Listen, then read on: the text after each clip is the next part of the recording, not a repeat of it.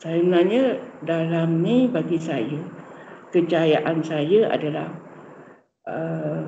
saya ni memang dari dulu saya sebagai doktor, saya suka nak orang sihat. Saya nak supaya apa yang saya nak ialah makanan yang produk inovasi yang saya buat ni dapat memberi sumbangan kepada masyarakat. Pertama pada pembelajaran kanak-kanak. Nombor dua pada ibu mengandung. Okay, so for me personally, right, what how to define success is for me, if something like you write down for some small achievement, or I mean like small goals or any goals, if you achieve any of it, it calls a success. Yeah, no matter how big it is or how small it is. Yes, this is for me lah, for personally. Bagaimana kejayaan how does success look like to you, right? Yeah, so if you want me to cerita sikit, I have a lot of cerita, okay? So you just ask me to cerita. I have a lot. Tapi contohnya, untuk kejayaan untuk syarikat kita, sebab kita buat program semua tentang alam sekitar dan untuk bahagian sosial kan, impak sosial. So cara kita tengok kejayaan ialah menurut dua kategori. Satu ialah kalau kita dapat memberikan impak yang positif kepada murid-murid dan sekolah-sekolah yang kita masuk. Dan kedua ialah impak yang boleh diukur supaya kita boleh ukur kejayaan kita. So satu ialah impak yang sosial. How things that we cannot measure, right? So benda yang kita tak boleh ukur. Okey, teknologi networking ni bagi saya sangat membantu lah. Sebab untuk buat R&D ni saya tak boleh seorang. Pertama saya perlukan orang yang buat sebagai food tech. Sebab saya medical. Bab sains, food science memang saya tak berapa faham dan saya terpaksa belajar. Dan juga teknologi untuk ketahanan orang kata shelf life untuk kita selamat makan supaya dia tidak rosak. Itu kita perlukan food technology. Macam mana kita nak bungkus dia, packing dia, apa jenis packaging yang sesuai dan macam mana suhu yang sesuai. Semua itu saya perlukan food technology. Untuk food technology ni saya banyak berbincang dengan Mardi. Jadi saya buat R&D ni dengan kebanyakan dengan Mardi.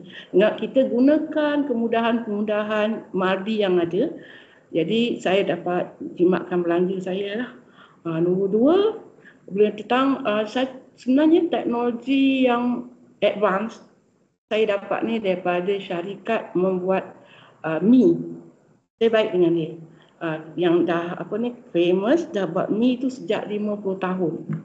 Jadi bila kita bincang dengan dia apa yang saya nak, jadi dia akan usahakan sebab dia pengalaman banyak buat ni, dia akan custom-madekan mesin-mesin yang ada ataupun dia cari dekat luar yang kadang-kadang teknologi tu pun saya tak terfikir, tapi dia sangat berguna untuk saya. Jadi dia carikan mesin-mesin tu dan diberikan untuk saya. Okay. Actually, networking is a quite good chance for us to grow for new business to grow their sales, because we have been invited to join all those JCI, PUM, all this society, but yeah, we have a lot of friends inside and our sales come from all those networking a lot. But how has it impacted us?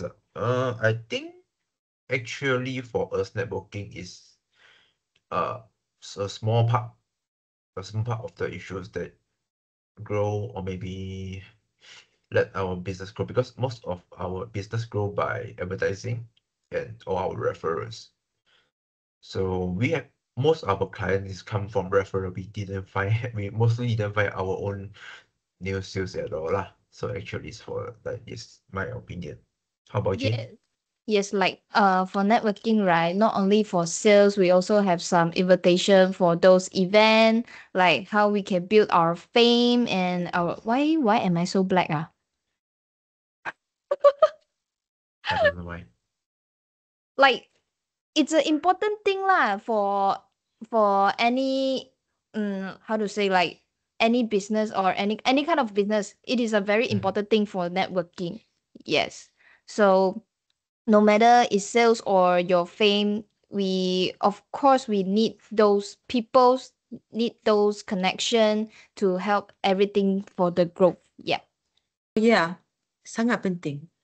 Right, so membina rangkaian tu dalam kerjaya sebagai seorang usahawan memang peranan dia besar lah. It's very very important. Sebab from dalam pengalaman saya, dia penting dalam dua segi. Satu ialah untuk mendapatkan klien atau pelanggan, right? And two is to dapatkan mentor. Okay, so let me explain further. Right, so untuk dapatkan pelanggan or klien, banyak syarikat mereka biasanya akan buat cold call. You know what's cold calling, right? So you dapatkan kontak dari laman web, you phone mereka atau email, tapi mereka tak pernah jumpa you tak pernah jumpa mereka. So kadar sukses untuk cold calling sangat-sangat rendah sebab mereka tak kenal you ni siapa. Right? So you're just emailing lah, tapi tak semestinya mereka akan membalas. Tapi kalau kamu keluar untuk jemput orang, bukan jemput orang, untuk bertemu dengan orang, untuk build your network, build friendships and relationships with people, lagi senang untuk dapatkan projek atau klien. Right? So sometimes kalau kamu bersembang dengan seorang, mereka dapat kenal you ni siapa, muka you macam mana, dengan your vibe, your aura, semua tu. So bila kamu contact dia nanti untuk projek-projek kamu, dia dah tahu, dah kenal kamu ni siapa. Dan so dia kadar pembalasan daripada mereka melalui pembinaan rangkaian in social events would increase the rate of them or the possibility of them replying to you compared to cold calling. Yeah, so it's important to get clients, tapi it's also important to find mentors. Membina rangkaian sangat penting untuk mendapatkan klien, untuk mendapatkan sale, tapi untuk mendapatkan nasihat dan mentor-mentor yang penting untuk to speed up your learning process. Yeah, the second part kamu cakap tentang rundingan kan, negotiation. Yeah, of course it's important lah. I think I'll end that question there. But yeah, should I expand? Yeah, okay, I'll explain. Okay, so dari segi rundingan, kalau rundingan tu penting ke tak, right? So the way syarikat saya, the way we approach it is program kita, objektif dia adalah untuk memberikan penyelesaian kepada isu yang sedia ada, right? So our beneficiaries based on our model is, again, just to add some context, program kita untuk sekolah Malaysia, dan sekolah Malaysia biasanya tak ada budget. So di mana kita dapat budget tu ialah melalui syarikat korporat atau yayasan. Okay, so we get schools funded by yayasans or corporates. So our clients or our beneficiaries ada dua. Satu ialah pihak sekolah, satu ialah pelanggan kita, our clients or penaja kita. Okay, so bila kita buat rundingan ni, kita nak faham apa yang kita boleh memberikan kepada mereka, apakah isu yang atau masalah yang kita boleh memberikan penyelesaian. Okay, so satu ialah pihak corporate atau penaja kita. Kita kena faham apakah yang mereka, what is their focus, keutamaan mereka apa, right? So cara kita membuat program rundingan kita ialah untuk mengenal pasti their priorities, apakah penting untuk mereka, apakah isu yang mereka ingin menyelesaikan, dan apakah budget mereka, right? So that is for the penaja. Lepas tu pihak sekolah, penting untuk kita memahami apakah isu atau cabaran yang sekolah mempunyai yang kita boleh memberikan penyelesaian. Sebab walaupun kita dah ada program kita, kita kena kita tak nak menjalankan program kita just untuk menyia-nyiakan sahaja, right? We don't want to do it just for the sake of doing it. We want to do it to be able to achieve something, right? So it's important for us to understand what is needed before we recommend a solution, right? So maksudnya walaupun kita dah ada servis kita, produk kita, kita masih kena mempunyai proses rundingan supaya kita faham apa yang mereka perlukan. Dan dari sana kita boleh customize supaya apa yang kita berikan ialah sesuatu yang mereka memerlukan. Right? So Eco Garage is a social enterprise, right? It's a peniaga sosial. Is that what you call? I don't know.